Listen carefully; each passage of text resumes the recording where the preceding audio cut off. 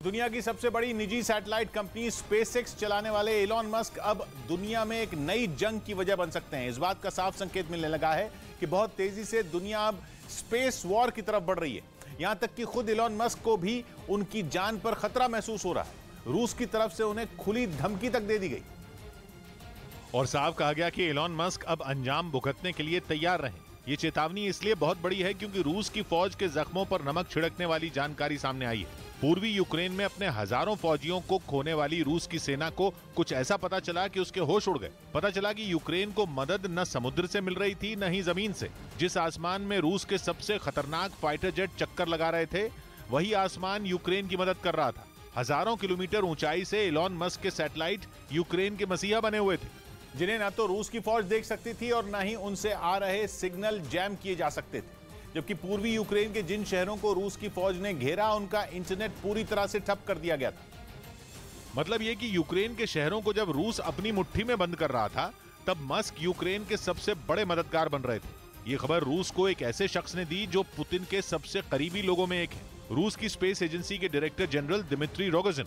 दावा है कि यूक्रेन की फौज के कमांडर को मारियापुल ऑपरेशन के वक्त गिरफ्तार किया गया था। जब उसकी पूछताछ हुई तो स्टारलिंक सैटेलाइट का भेद खुल गया। स्टारलिंक एलॉन मस्क की कंपनी स्पेसएक्स का एक बहुत बड़ा प्रोजेक्ट है, जिसके जरिए वो पूरी दुनिया को सस्ता और तेज इंटरनेट देने का सपना कई साल से दिखा रहे हैं। और इसके लिए सैकड़ों छोटे सैटेलाइट अंतरिक्ष में भेजे भी जा चुके हैं। लेकिन प्रोजेक्ट पूरा होने से पहले ही यूक्रेन के काम आने लग गया और स्टारलिंक की ही मदद से यूक्रेन की फौज को रूस की सेना के हर कदम की जानकारी भी मिल रही थी, जिसकी वजह से रूस को बड़ा नुकसान होने की खबर है। दिमित्री रोगोजिन के बयान के बाद रूस की खींच सामने आ गई। मारियोपोल यूक्रेन का एक ऐसा शहर है जो आसमानी हमलों की वजह से खंडहर में बदल चुका है। रूस जिस शहर पर कुछ घंटों में कब्जा कर सकता था, उसे मुट्ठी में बंद करने में कई हफ्ते लग गए। रूस के हजारों सैनिकों की जान मारियोपोल में चली गई। इसीलिए स्टारलिंक से यूक्रेन को मिलने वाली मदद की खबर के बाद रूस की झुंझलाहट सामने आ गई। रोगोजिन ने धमकी दी कि वो सीधा सीधा एलॉन मस्क को जिम्मेदार मानेंगे। यूक्रेन की जंग में एलॉन मस्क का नाम पहली बार खुलकर सामने आया। हालांकि पहले भी यूक्रेन को स्टारलिंक से मदद मिलने की चर्चा जरूर छिड़ी थी, लेकिन खुलकर किसी ने एलॉन मस्क, स्पेसएक्स या स्टारलिंक का नाम नहीं लिया था। लेकिन इस बार तो रूस की स्पेस एजेंसी के डायरेक्टर जनरल ने ही मस्क पर हमला बोल दिया, क्योंकि खबर यह है कि एलॉन मस्क की कंपनी स्पेसएक्स का अमेरिका पूरी तरह जंग में इस्तेमाल कर रहा है। एलॉन मस्क के जिस स्टारलिंक प्रोजेक्ट पर हंगामा मचा है, उसके जरिए वो पूरी दुनिया को सस्ता ब्रॉडबैंड इंटरनेट देना चाहते हैं। हालांकि इस प्रोजेक्ट को शुरू होने में अभी कुछ साल का वक्त बाकी है और इसमें अभी हजारों सैटेलाइट जोड़े जाने बाकी हैं। लेकिन दावा यह किया जा रहा है कि यूक्रेन की फौज स्टारलिंक के जरिए इंटरनेट का पूरा इस्तेमाल कर रही है। अमेरिका ने यूक्रेन की मदद के लिए जो हथियार भेजे, कहा जा रहा है कि उनमें स्टारलिंक के कुछ उपकरण भी थे, ऐसे उपकरण जिनकी मदद से स्टारलिंक की सैटेलाइट से कनेक्शन जोड़ा जा सके और इंटरनेट इस्तेमाल किया जा सके। मतलब ऐसा इंटरनेट जिसके बारे में कोई सोच भी नहीं सकता और जिसके नेटवर्क को कोई रोक नहीं सकता। सीधा सैटेलाइट से यूक्रेन की फौज को इंटरनेट मिल रहा था। और खबर तो यह है कि केवल इंटरनेट ही नहीं मिल रहा था, बल्कि सैटेलाइट से सटीक तस्वीरें भी यूक्रेन की फौज को दी जा रही थीं। इससे पहले मॉस्को जहाज के डूबने में भी मस्क की भूमिका होने की खबरें सामने आई थीं। कुछ जगहों पर ऐसा दावा किया गया था कि मस्क के सैटेलाइट की मदद से यूक्रेन को मॉस्को की बिल्कुल सटीक जानकारी मिल गई थी। जंग में मारे गए रूस के कई कमांडरों की लोकेशन भी यूक्रेन को इसी तकनीक से मिलने का दावा किया जा चुका है। अब तो अनुमान जताया जा रहा है कि कीव में रूस को मिली नाकामी की वजह भी मस्क हो सकते हैं। यही वजह है कि रूस के निशाने पर यह सैटेलाइट नहीं बल्कि एलॉन मस्क आ गए।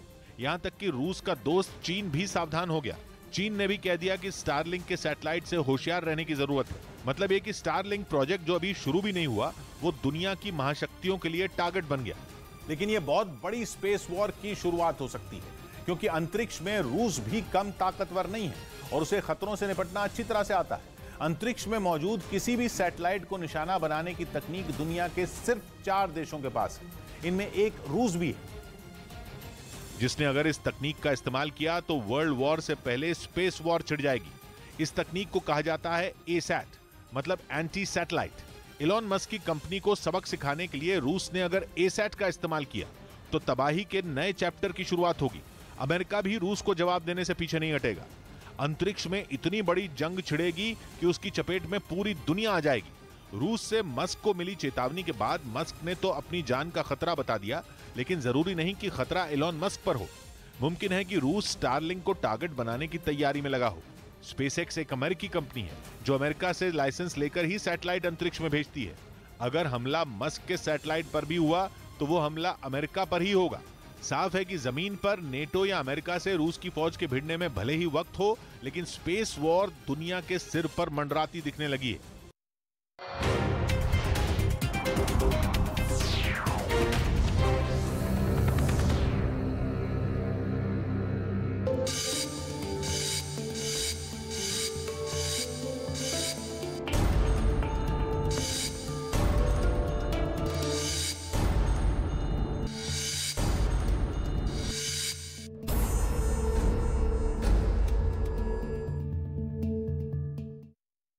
सच साबित करने के लिए पश्चिमी मीडिया अब तक कई दलीलें दे चुकी है। साथ ही पुतिन की कई तस्वीरें दिखाकर दावा किया गया कि उनकी सेहत खराब है। ऐसी एक तस्वीर रूस के विक्ट्री डे की सामने आई, जिसमें सेना की परेड के दौरान पुतिन अपने पैर पर कंबल रखे दिखाई दिए। यही नहीं, बताया गया कि उन्हें कई बार वहां खांसी भी आई। इसके बाद अटकलों का बाजार गर्म हो गया और पश्चिमी मीडिया ने यहां तक कह दिया कि पुतिन की सेहत खराब होने के ये संकेत हैं। युद्ध के दौरान किसी ने उनको कैंसर बताया तो किसी ने उनकी मानसिक हालत पर सवाल उठाए और विक्ट्री डे के दिन इन खबरों ने उनका पीछा नहीं छोड़ा। पुतिन की सेहत पर सवाल तब भी उठे थे जब बेलारूस के राष्ट्रपति से मिलने से पहले उनका एक हाथ तेजी से कांपता हुआ नजर आया था। हालांकि इन खबरों पर रूस की तरफ से अभी तक कोई जवाब नहीं दिया गया है। उधर यूक्रेन युद्ध में हथियारों की कमी के मुद्दे पर पुतिन का खुलकर समर्थन करने वाले कुछ लोगों ने भी उन्हें घेरना शुरू कर दिया। ऐसा इसलिए हुआ क्योंकि जंग के 76 दिन बीत जाने के बावजूद रूस को उम्मीद के मुताबिक सफलता नहीं मिल पाई, जिसके लिए पुतिन की सेना की खराब रणनीति को जिम्मेदार ठहराया गया।